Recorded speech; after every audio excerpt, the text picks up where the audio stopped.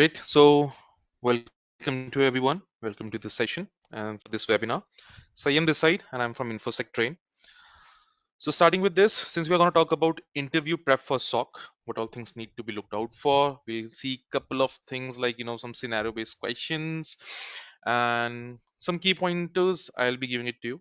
Okay, through the slides, you will be able to see them. So guys, just a quick brief about myself. As I've already told you, Sayam this side, I'm from InfosecTrain and I have been into this field for a couple of years as of now. Cybersecurity was not my first choice, to be very honest. I was into a different domain. So it's a good learning for others also, those who are from different domain. I was into a different domain. It was from into your web development part. I started my journey from there. So I gave my couple of months, to that development part. Somehow that thing was not suiting me. I was not, pretty much enjoying that domain. So I thought to switch it because some incident happened with me and there were, some great incidents. Incident would be like, I went to I joined a company, it was a startup, and they asked me to design the websites. My manager told me to design website like 4 to 5 websites within a week. So those who have a slight idea into this part, like if for example, even non-technical person, if it's there, if you visit a website like for example Facebook, you see a lot of graphics are there, isn't it, guys? A lot of interactive you know things are there and a lot of functionalities are there. So if you think about it, do you think it's that easy to be built up or to create a website? It's not, right? It's a task, isn't it? And my manager was asking me to create 4 to 5 similar websites within a week. So I clearly told my manager that's not possible. Even if I work around 16 to 18 hours a day, Saturday Sunday was off, so it's not that possible to create 4 to 5 because I have to write the codes from scratch from the starting. So it's tough of a job, right? So he said, no, say we do not need that much from your end. All we need is create 4 page in every website. 4 pages as in home page, about us, contact us, and your login page. So I asked him, like, if you want a login page, do you want a database to be maintained as well? He said, no, just make it, so that it looks like a genuine one. I was like, okay, fine. That can be done. That's possible. So then I started delivering it. A couple of months went by and I was continuously delivering it.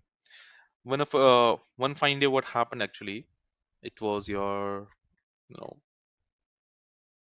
rainy season. And the roads, the everything was quite packed with the water. Water was everywhere, in short. Like, I went to my metro station, I was using a metro, and it was totally like, no proper drainage system was there. So I was stuck. I called my manager, I won't be able to reach out. And he told me what, that okay, do not worry, you can come to another office. So I was working in a startup. I was happy to hear that okay, there is another office as well. I reached to another place, and there's a reason I'm telling you. Okay, I reached to another place, and as soon as I open the door, just like in typical movies you have seen, especially Bollywood movies, as soon as you open the door, the winds are blowing, the music is going on the back end, something like that, right? In the background, music is playing, someone is playing the violin. So that kind of a feeling was there because it was quite huge. It was clean, it was spacious, it was full of amenities. The place I was working before, it was kind of a rat hole. So, it was a good place for me. So I was happy to see that, in short. Then 9 a.m. happened and people started joining in. So what was the scenario? It was like this. Sitting was like this. Left one row, and middle, in center, and in the right as well. I was sitting over here, and 9 a.m. happened. People started joining in. They came to the office, and on my left hand side, people were speaking English in US accent. And at the similar time, people on the right hand side were speaking in Japanese. And they were on calls. They were continuously interacting with people over the call. So by the look and feel, those who already know about it, that's great. By the look and feel of it, what do you think was going on over there? I was in the same impression as well. Deepak, you got me. So what happened after around 20, 25, 30 minutes? Someone from my right hand side started shouting that, yes, yes, I cracked a deal and I earned this much amount of money. Similarly, from my left hand side, people start saying the same. This was continuously being done throughout the day. So that made me suspicious. Now I made a friend over here. I asked that dude, what actually is going on over here? That, everyone is saying the same thing after a certain amount of a call. Are you closing any project? But it's not possible that every day you are getting the same thing or you're giving the same result. So he told me the entire correct, the real thing, right, Saga? So he told me that it was, going a scam was going on over there basically. If you guys have seen Jamtara in Netflix, that's a pretty good, pointer for the same. It's a clear story. The real thing, scamming was going on. They were calling people, they were scamming them throughout the day. So how they were scamming it? They were using the websites which I was creating. Okay, so I was creating the websites, they were publishing it, and what was happening as soon as you open a website, have you ever encountered this thing that when you open a website, it gives you a pop-up? Pop-up as in to subscribe this or to accept the cookies or to accept the terms and condition, such things, right? Exactly. So same thing was happening with me, with my website. So as soon as the person was opening it, entire pop-up was there which was covering the screen and was saying that your system is under risk. You need to troubleshoot it, and somehow call calling number was there. So somehow these calls were being redirected to these scammers, and then they start scamming them. They make the victim download applications or softwares like TeamViewer. You might have heard about it, AnyDesk. What happens with that? It gives you a remote control access of another system. So if let's suppose Deepika is there and Sayam is there, Sayam being a scammer and Deepika being a victim scammer. So Deepika will be downloading TeamViewer, Sayam will also download the TeamViewer, and Deepika will be sharing a code so that Sayam can have a full visibility and full access of a system, and then they can see the entire thing. They were able to access the camera, and in the name of troubleshooting, they barely do anything, like very small steps, and they will say, okay, we are done, we have troubleshooted your system, and then they will start they ask the victim to pay some amount. While victim is paying them, that scammer, like let's suppose it was $200 for example. So before the victim hit the pay button, the scammer will distract that victim since they're on a call, and scammer will increase one more zero, and that's how they were scamming them. So scamming is done in different ways.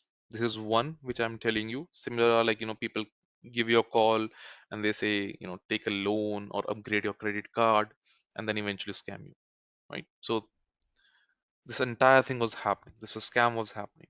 So that was the very moment I thought, and I realized that I do not want to be a part of it, and I went to the opposite part of it where I can make people learn about cybersecurity and to be aware about this. The reason I'm telling you this thing is entirely the reason is because this is also one kind of an attack, and this attack is known as your wishing. Okay, this attack is known as your wishing. Regina Shishio, exactly, recruitment scam, asking for the important documents. Absolutely, the entire details are being shared with them. Yeah, perfect. So the phishing which is done over the voice call is known as your wishing. Okay, always remember that this is one kind of an attack and part of your social engineering attack, and it's a very good attack. Do not take it as your silly one. It is really important. Attacker do take an advantage of these things as well. Okay, perfect. About InfosecTrain, just a quick note. Established in 2016, we are one of the finest security and technology training and consulting company. A wide range of professional training programs, certification, and consulting services in the IT and cybersecurity domain. High quality technical services, certification, or customized training programs curated with professionals of over 15 years of combined experience in the domain. Our endorsements are here, our trusted clients. Right? Why InfosecTrain? Because we provide certified and experienced instructors, flexible modes of training, access to the recorded sessions, post-training completion support is also there, and tailor-made training as per the requirement, as any customer requirement, we can also deliver that. So these are a couple of things regarding InfosecTrain. Now, let's get to the main thing. Interview prep for SOC, which is Security Operations Center. Before I jump into it, before we talk about it, a couple of things we are going to discuss before get into that. If you talk about SOC, Security Operations Center, SOC is your, we call it centralized unit, which is responsible for monitoring, detecting, and responding to security incidents. Okay, which is responsible for monitoring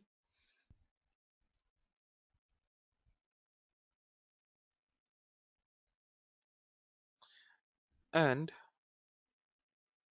responding to security incidents within an organization's network.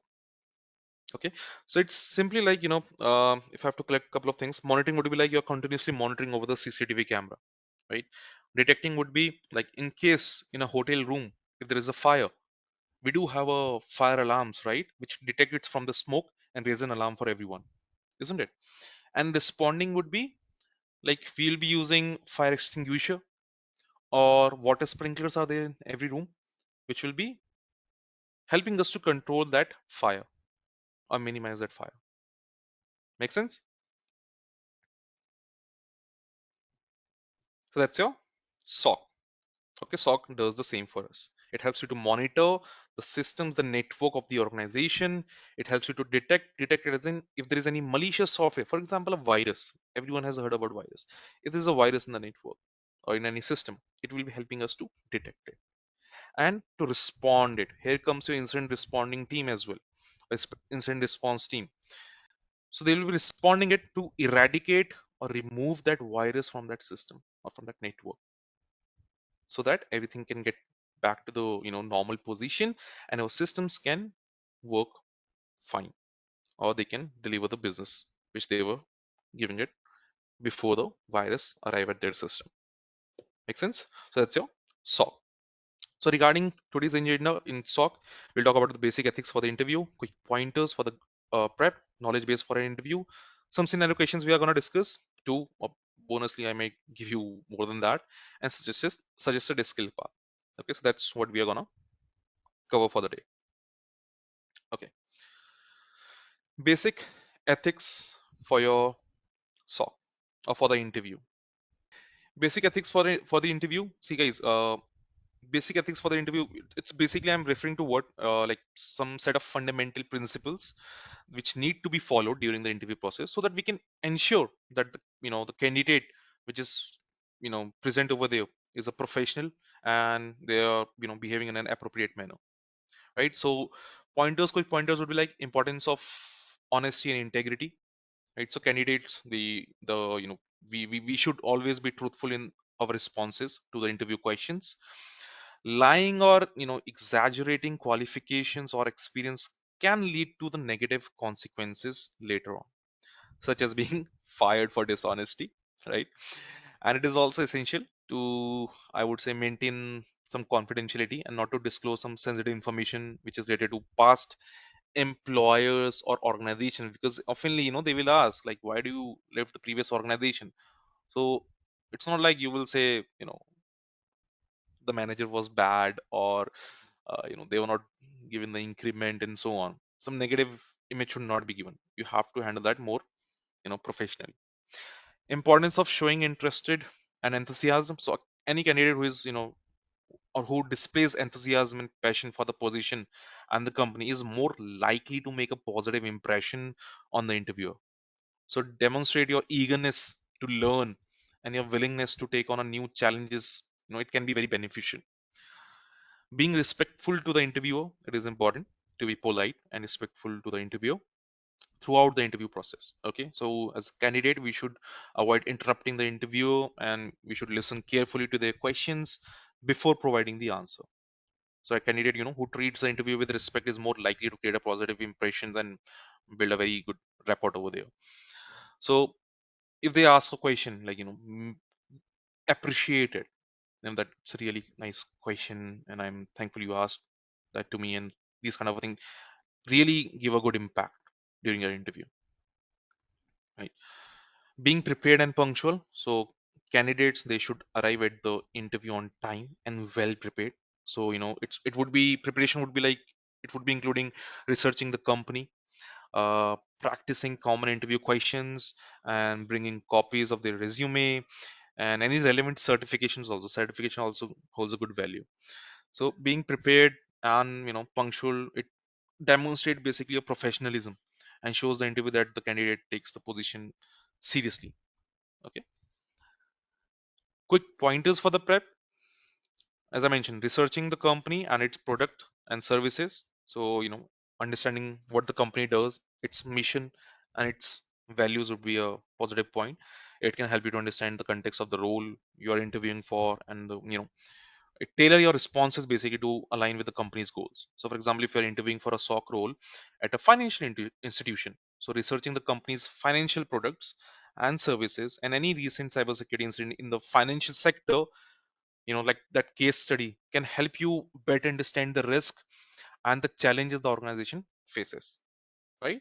And second would be reviewing the job description and requirements. So this will be involving reviewing the job description to ensure that you understand the key responsibilities and requirements of the role. So you can use this information to, again, tailor your responses to the specific needs of the organization. So for example, if the job description, it tells you, it emphasizes the importance of working in a team environment, so you can highlight your experience working collaboratively on previous projects.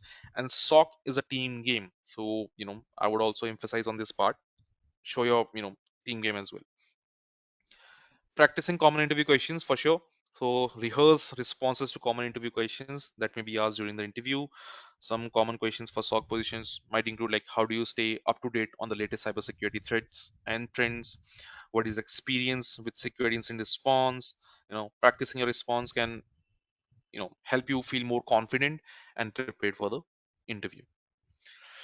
Last would be preparing questions to ask the interview. So this involves like, thinking about questions you can ask the interview or interviewer to demonstrate your interest in the role and the company. You know, so for example, you can ask like, what are the biggest cybersecurity challenges the organization is currently facing, or what opportunities are there for growth and development within the SOC team. So this shows the interview that you are engaged and you are interested in the role and the organization. Okay. So overall, I would say, taking the time to prepare for an interview can help you feel more confident and increase your chances of success. So, by researching the company, reviewing the job description and requirements, practicing common interview questions, and preparing questions to ask the interviewer, you can demonstrate basically your knowledge and enthusiasm for the role and the organization over there. Now, quick pointers regarding scenario based question. If we talk about, describe how you would identify and prioritize vulnerabilities in an organization infrastructure. So first, I would say, like, in identifying and prioritizing vulnerabilities is to conduct a throughout inventory, or you can say to conduct a thorough inventory of all assets in the organization's infrastructure, right? To check on that. So inventory would be including like, servers, workstations, networking equipments, and any other device that may be connected to the network. So once your inventory is completed, then perform a vulnerability assessment. It should be conducted so that we can identify any known vulnerabilities in the organization's infrastructure. So the vulnerabilities identified during the assessment, they should be prioritized based on their severity, as in how much you know it can impact. Correct? Uh, how severe it is. You know, Actually, there is a CVSS score, common vulnerability scoring system. So it is ranged from 1 to 10. It defines your low, medium, high, and critical. So if vulnerability is critical, obviously we have to prioritize it more, because the damage that vulnerability would be doing would be, you know, causing or impacting the organization in a huge manner. So we prioritize based on the severity, the ease of exploitation of it, and the potential impact on the organization. So risk assessment, obviously, it should be conducted to determine the likelihood of an attack, and the potential impact on the organization if a vulnerability is exploited. Okay, so we'll be conducting a vulnerability assessment that will be involving like scanning the network, analyzing the logs, and reviewing the security policies. So I would then prioritize the vulnerabilities based on their severity and their potential impact on the organization. That's how we can go with it. Then how would you analyze logs to identify suspicious activity on the server? So see, logs, they are critical source of information, right? When it comes to identifying suspicious activity on a server. So to analyze logs and identify suspicious activity, I would say I will go with collecting and consolidating the logs from different sources, including your operating system, application servers, and security tools. Then I'll use the log analysis tools so that we can, parse and we can search the logs for specific patterns. Like for example, if there are failed login attempts or any unusual network traffic is there, that gives you a pattern, right? If let's suppose Sagar is there, right? Sim can help you definitely, exactly. So let's suppose Sagar is there. So from Sagar's account, if you are getting multiple login attempts within a 5 minutes of a time frame, that is something suspicious, isn't it? Right? That we can say someone is trying to crack the password. So these patterns, these things we try to, determine through them. Okay, so any unusual network traffic, any failed login attempts, they can be part of it. Then we correlate the log data with other security data. Okay, so correlating would be like, again, as I mentioned, the same thing is you can define the correlation rules over there. That if we are getting more than, like I'm just writing it in a layman language, if we are getting failed attempts greater than 3, for example, and that is for the same user or same user accounts, and duration or the time frame which you are talking about is less than, let's suppose, 5 minutes. So it's like, we are correlating different things, right? User account, duration, and the failed attempts. So we are making a condition over here. It's a correlation rule. We call it correlation rule, correlating the events. So if anything matches this pattern, we'll say that to our SIM solution that raise an alarm. Make sense? That for any user, if there is more than 3 failed attempts, that too within a 5 minute of a time frame, raise an alarm for us. Clear with this? That's your correlate. So correlate the log data with security data or with other security data, and then you can use these threat intelligence feeds or your network traffic analysis to identify the potential threats. Then obviously we'll be creating the alerts and some automated response rules to detect and respond to any suspicious activity in real time.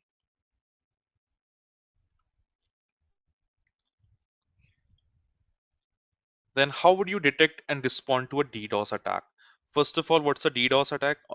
Distributed denial of service.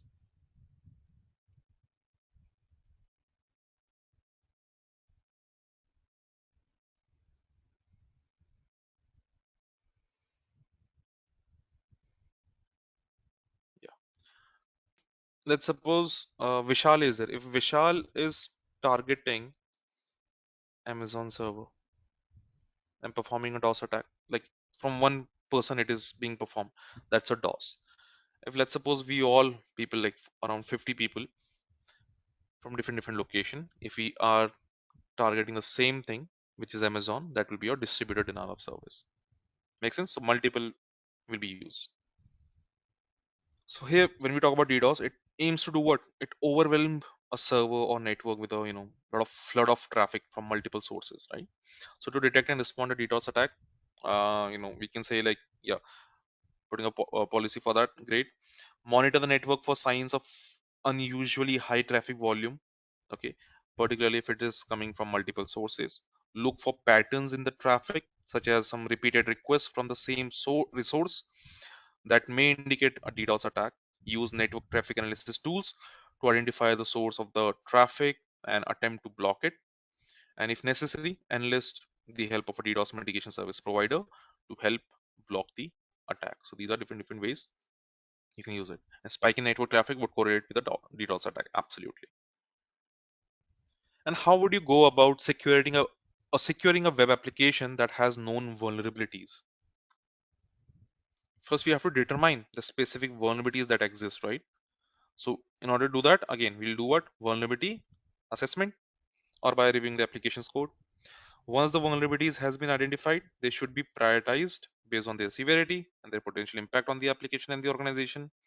Then we'll be developing a plan to address the vulnerabilities, which may involve like what? Which you were telling me previously, patching the application or implementing the additional security controls or redesigning the applications, isn't it? So it is important to continuously monitor the web application for new vulnerabilities and to regularly update the security controls which are in place to ensure that the application remains secure. Okay, so whenever we make an update in the application, we do what? We uh, scan it to identify any vulnerabilities present over there. Okay, we can follow the guidelines, like for example OWASP. So OWASP is there. OWASP basically, it's an open web application security project. Okay, so or you can say open worldwide application security project. Basically it lists out the top 10 vulnerabilities or attacks which happens in your web applications, and it gives you the guidelines how, what kind of an attacks they are about, and how you can secure yourself from it. So it's a guideline, nothing to be mandatory followed, but if you follow it, that's a great thing. It will be helping you eventually. Okay, so WASP is quite a good deal for that. What tools basically you will be using to analyze network traffic for signs of a possible attack? Or other tools, can we say, like, to analyze network traffic for signs of a, any possible attack, we can say various tools other than, like, these ideas or Splunk. We do have like what? Wireshark, correct? TCP dump, Snort, CrowdStrike, perfect. Many are there. So these tool basically help in capturing and analyzing the network traffic, identifying for any suspicious patterns, and detecting the potential threats. Okay, so like IDPS, intrusion detection and prevention system, they can monitor the network traffic in real time, and they can also provide you the alerts when any suspicious activity is detected. Correct. So these things can be utilized. So for example, Wireshark can be used to capture and analyze the network traffic. TCP dump can be used to capture and display the packets. Snort is an intrusion detection system that can be used to detect and help you to prevent the attacks. Simply, how would you perform a risk assessment for a new project? See, performing a risk assessment for a new project basically involves identifying any potential risk and threats which are associated with the project, right? So evaluating the likelihood of these risks occurring and assessing the potential impact on the organization if they do occur can be a good thing to go with. So first step in performing risk assessment would be like to identify the assets, your systems, and the processes which are associated with the project. So it will be including like identifying, basically this includes identifying potential threats and vulnerabilities that may be existing over there, that may exist. So once these threats and vulnerabilities have been identified, next step would be to evaluate the likelihood of each threat occurring and the potential impact on the organization if it does. So based on this assessment, your risk mitigation plan can be developed, that will be including the steps to reduce the likelihood of each threat occurring and to minimize the potential impact if it does occur. So it is important to continuously monitor the project for new threats and to update the risk assessment and mitigation plan according to that. So for example, like, let's say your organization is planning to develop a new e-commerce platform to sell products online. So to perform a risk assessment for this project, you can do what? You can identify the assets, like what are the valuable assets that need to be protected. So in this case, the assets could include the customer database, payment processing system, product inventory, and any intellectual property, like, the code and the design of the platform. And then you identify the threats, like what are the potential threats to these assets. So threats would be including like what? Hacking attempts, DDoS attack, data breaches, insider threats, any disgruntled employee, and vulnerabilities in the software or infrastructure. Then we evaluate the likelihood and impact. So for each threat, we assess the likelihood of it occurring, and or likelihood of it occurring and the impact it would have on the organization.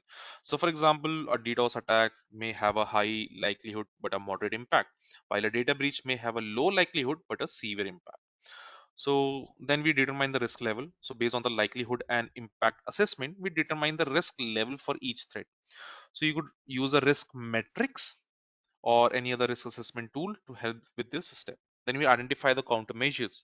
So for each high risk or high risk threat, we identify the countermeasures that can mitigate or reduce the risk. So for example, you could implement firewalls, intrusion detection systems, two-factor authentication, encryption, or any regular backups.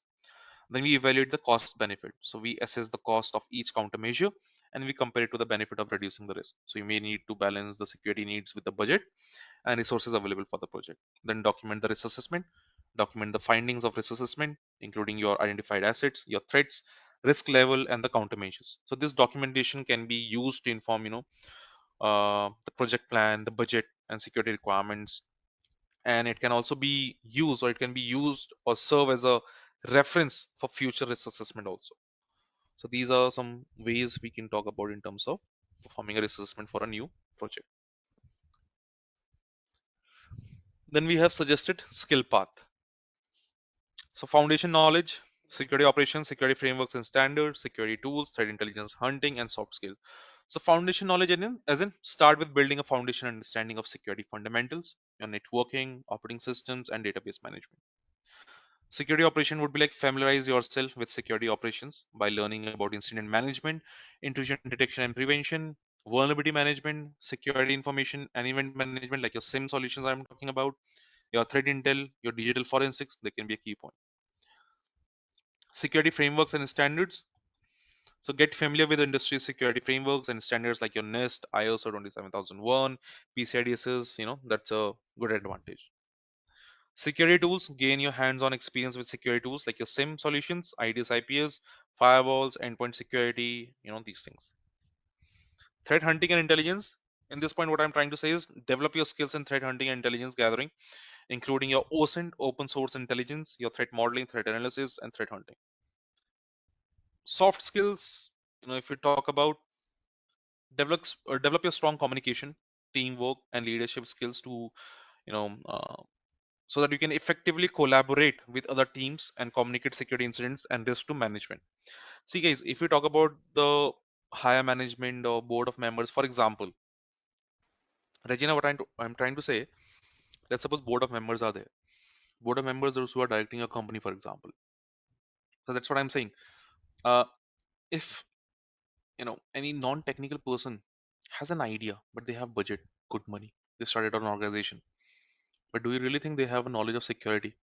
That hardcore security knowledge which you guys are having as a security analyst, a SOC analyst? No, right? And board of members, it requires many people over there. Many people are there. So we cannot expect everyone to understand it. And without their approval, you cannot do anything. So the terms which you're going to use, that's why I'm saying communication skills. You have to make them understand in a very simple way, or so that it can be clear cut. You cannot tell them how attack happened or how the attacker was flowing into the network, how it destroyed different systems and all that part. They do not want to go with the technicalities, right? But you have to give them an idea how much impact it has done to the organization, what all things you have used, how much budget is utilized, and all this part, facts and figures. Make sense? So report generation can depend on that. So by following the this skill path, the individuals they can build a well-rounded set of skills which are relevant to a SOC role, and they can stay up to date with the latest security trends and the best practices. Knowledge base for an interview: understanding of SOC and its functions, knowledge of security frameworks and standards, understanding of security incident response process, knowledge of security tools and technologies. So understanding of SOC would be like, and its function would be like, SOC, as I mentioned, since it's a centralized unit which is responsible for monitoring, detecting, and responding to your security incidents. within your organization network. So as an interviewer, the candidate, they should demonstrate their basic understanding of SOC functions, including incident management, event monitoring, and threat intelligence will be also beneficial. So candidate, they can explain how SOC plays a vital role in detecting and responding to security incidents, it including identifying and mitigating potential security risk and vulnerabilities within the organization's network. Okay, they can highlight the importance of SOC teams which are collaborating with other departments like your IT and risk management to ensure that organization security posture is effective. Knowledge of security frameworks and standards is also good, as we discussed this previously for NIST ISO, for example. Okay, so it can provide a systematic approach to your security management and help organization to identify and address the potential risk and vulnerabilities. So candidate, they can demonstrate familiarity with commonly used frameworks like your NIST and ISO and how they can be applied in an organization security program. Understanding of security incident response process, it's a good pointer. The candidate, they should demonstrate their basic understanding of incident response processes, including preparation, identification, containment, eradication, and recovery. So they can explain, the candidate, they should, or they could explain how incident response processes are used to minimize the impact of a security incident and reduce the likelihood of future incidents.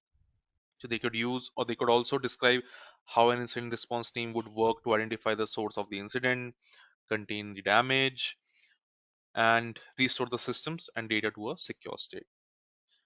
And last would be knowledge of security tools and technologies, which is at most an important part. Same your IDS, IPS firewalls. So candidate, they should be familiar with commonly used security tools and technologies, including your SIM solutions like Splunk, for example, Curada, intrusion detection systems, intrusion prevention systems, and the firewalls.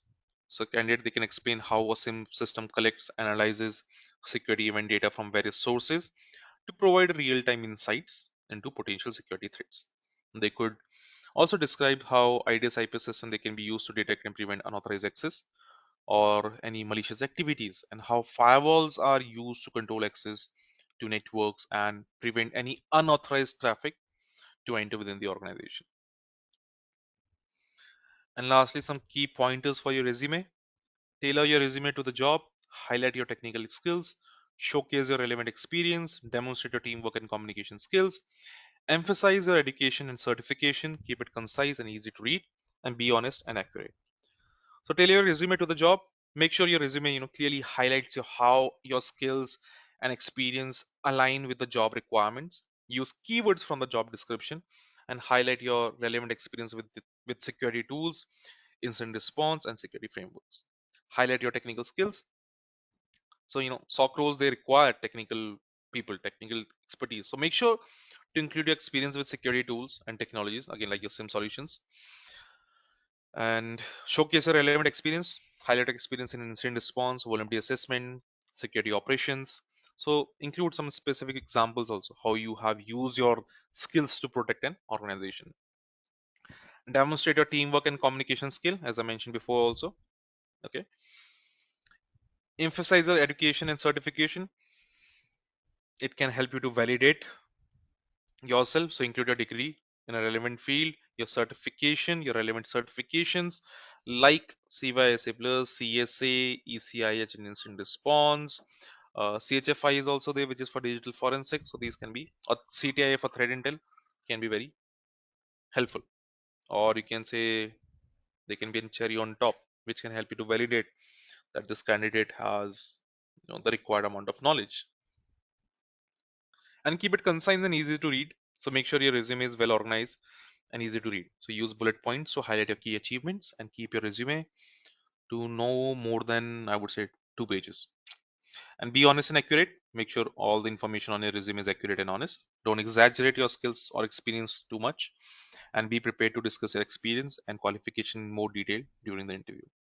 So overall, your SOC resume should showcase your technical skills, your relevant experience, and ability to work effectively as part of a team. So keep it focused on the job requirements and make sure it's well organized and easy to read.